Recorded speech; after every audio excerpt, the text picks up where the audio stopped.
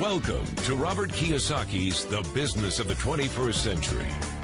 Robert Kiyosaki is recognized internationally as one of today's leading financial experts.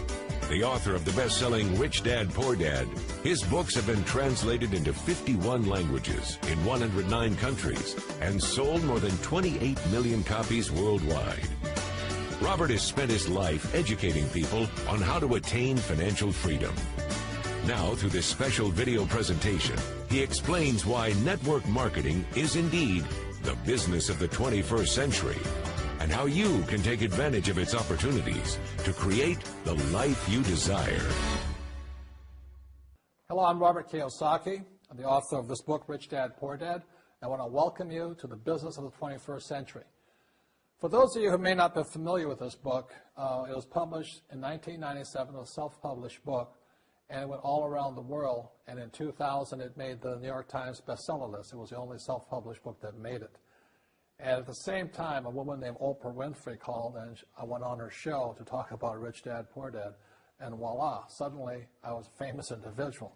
So today, this book has now sold approximately 25 million copies in 100 different countries and 50 different languages. So today, Rich Dad, Poor Dad is the #1 personal finance book ever written. So Rich Dad, Poor Dad is a very simple story of my two dads. My real dad was the head of education for the state of Hawaii.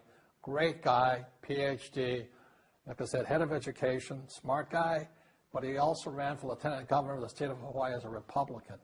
Unfortunately, he lost, and he ultimately died poor, so that's why I call him my poor dad. My rich dad, on the other hand, didn't finish school, but he ultimately became one of the richest men in Hawaii.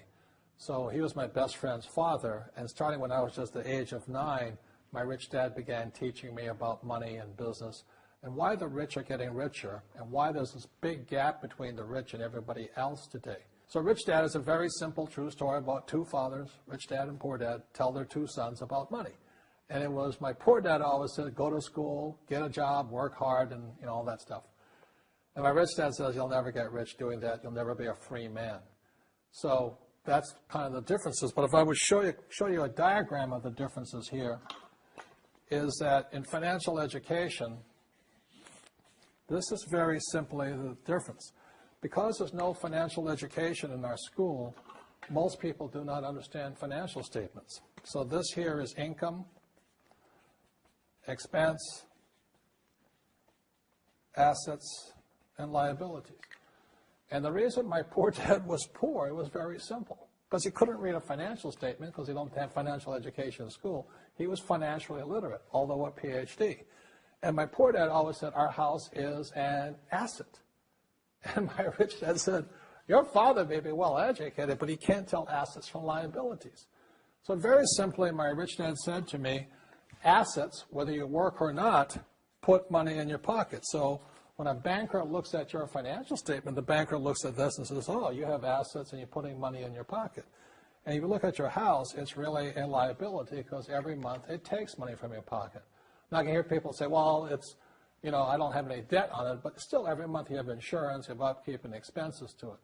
So very simply, the reason I'm a rich man today was I knew the difference between assets and liabilities.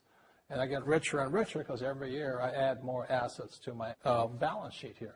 And so that's one of the biggest differences. And as my rich dad often said to me, he says, son, my banker has never asked me for my report card. My banker wants to see my financial statement because it's your financial statement that shows how high your financial IQ is. How smart are you with money? If you're very smart with money, the banker will give you as much money as you want because you know how to make money with money. If you're not very smart about money, all the banker will give you is a credit card and a home loan. So those are some of the differences between my rich dad and my poor dad. And if you stay tuned, you'll find out how you too can create assets instead of liabilities. Because if you're going to survive in the 21st century, you need more assets than liabilities. The next thing I want to cover with you is one of the most important lessons my rich dad gave me, and it was called the cash flow quadrant. And what my rich dad explained to me is that there's 4 people in business. One are E's, employees. S stands for small business, self-employed, or specialist. B stands for big business, and I stands for investor. And the thing of note here is that most people who go to school are programmed for the E and the S side. For example, it was my poor dad who always said to me, son, go to school so you can get a nice, safe, secure job. And so my poor dad wanted me to be an employee. And since the time I was a kid, get a safe, secure job, steady paycheck, and benefits. Okay? I didn't want to be an employee. And I said, Mom and Dad, I want to be a rich man. And I fight with my dad. So my mother finally said, son, if you want to be rich, my mother was a registered nurse. And she said, if you want to be rich, the richest people I know are doctors. So my mom wanted me to come over here, be a specialist or a small business person. I said, there's only one problem with that, Mom. Doctors are really smart. And she says, you got a good point there. I'm not going to be a doctor. So I went to school. I have a Bachelor of Science degree. I can drive ships and I can fly planes. I flew for the Marine Corps. But I've never used any of that education because I wanted to become a business owner. So it was my rich dad who basically said to me, become a business owner and learn to be a professional investor. So one of the big differences here between these people is that it's called taxes. See, in 1943, in the U.S., the federal government passed a law that said employees had to pay tax before they got paid. So when you get your paycheck from your employer, you open it up, and voila, the government's always taken a sizable chunk of it. And the harder you work and the more money you make, the more money they take from you. So that's why it's not that good to be an employee, because you can never get ahead, because the more you work, more money you make, the greater they pay in taxes. Now, the doctors and lawyers and attorneys, accountants were all laughing, saying, oh, these guys, they're paying a lot of taxes. So naturally, the federal government changed the laws again. So in 1986 in the U.S., a thing called the 86 Tax Reform Act, and it basically took a lot of the benefits away from people who are self-employed, small business, doctors, and lawyers. So today in America, unfortunately, these guys pay the highest percentage in taxes. It is tragic. And a lot of people think they're investors, but what they're really doing is they're just giving their money to people like mutual funds, companies, and all that. So they're investing, but they're not really investors. See, the big tax breaks are on this side. The laws are pretty tight here, but this area is very, very gray. So by being a business owner on the right-hand side of the quadrant, you can make a lot more money and pay a smaller percentage of taxes legally. And the key word is legally. In the investor quadrant, it is possible to make millions of dollars and pay 0% taxes legally. But you've got to know the difference. So one of the beauties of business for the 21st century is it allows people to make the transition from the E and the S side to the B side especially. And so you can become a big business owner. And the difference between an S and a B, small business and big business, is most of these guys can't quit working.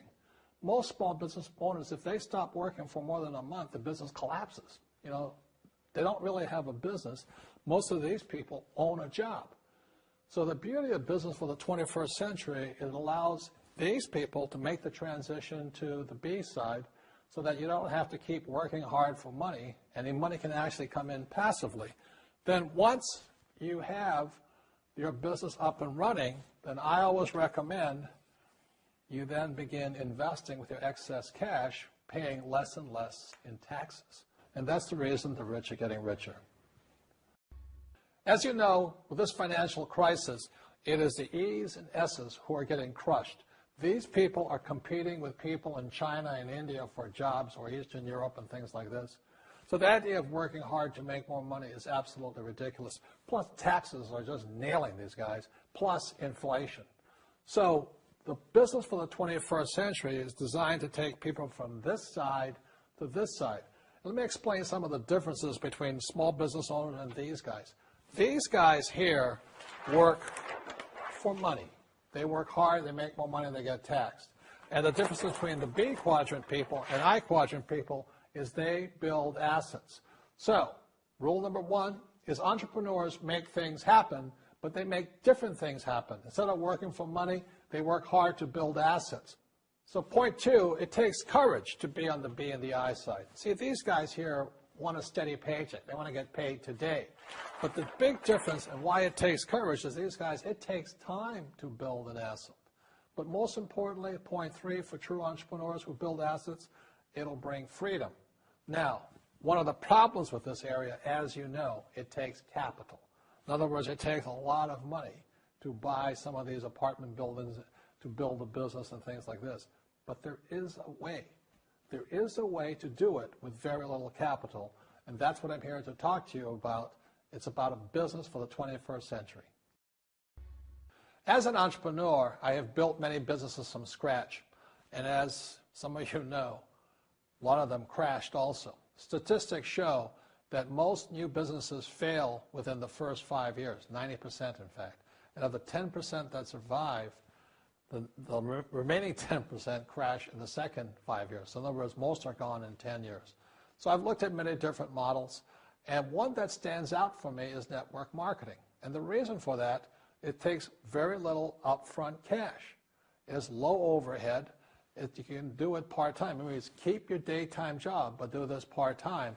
And once the business is up and running, it can generate enough income so that you can move from the left side to the right side of the quadrant. So let me tell you about my introduction to network marketing, because I had a very closed mind to it. Since I can build my own businesses, I said, why do I need a network marketing business?